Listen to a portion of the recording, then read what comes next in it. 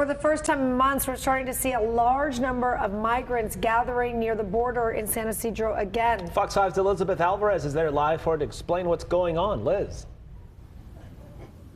Yeah, well, we are seeing migrants from all over the world arriving here to the U.S.-Mexico border in San Diego. I'm seeing men and women. I have not seen very many children, but it's a similar scene to what we saw unfold back in May when Title 42 came to an end. I've met people from Brazil, Peru, Colombia, Nicaragua, Yemen, some countries in Africa, and some of them are telling me that they are here to seek asylum, others explaining to me that they are here in hopes of a better life.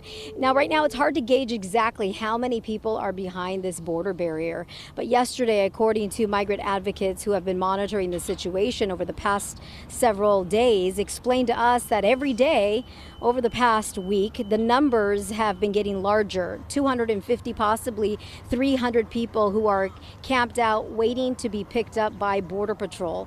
Migrant advocate groups have set up a table or two over the past week. They've been passing out urgent items like water, sunblock, hand sanitizer, some food. And can we come back out live really quick? I want to show you something that is unfolding behind us. As we look here, the Border Patrol has opened up the border barrier here. That is a charter bus, and it's a charter bus that has been taking migrants to get processed. So the migrants right now who are pretty much camped out are wearing these color-coded wristbands, which is what they did back in May.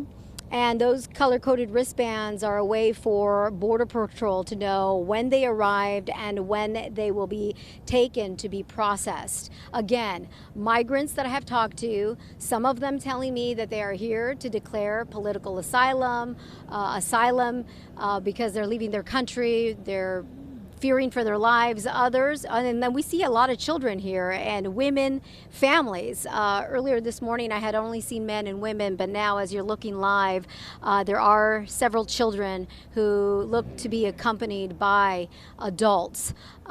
They are really just have backpacks with them, bags. A lot of them do have documentation. I've been asking that question. Do you have an ID? Do I have a passport? They've said yes. Most of them I've talked to have said yes. One gentleman I spoke with who is traveling alone from Turkey, he has all his documentations. He says he had to leave Turkey.